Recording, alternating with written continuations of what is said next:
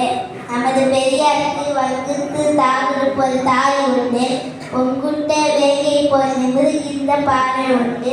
செங்குட்டல் தோட்டம் உடலை உண்டு. வெண் சங்குட்ட கண்களிலே விரியிடும் கருவண்டு. அதில் சாகுமுறை உருளி உண்டு. பம்பரமும் ஒய் வரும் சுற்றி ஏற்பேன்.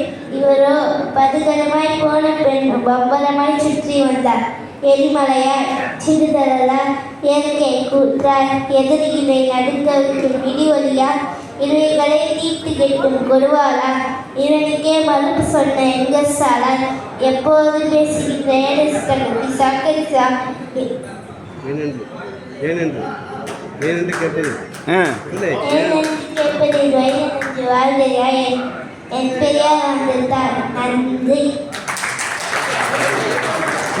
கூப்பிடுறாங்க போறாங்க.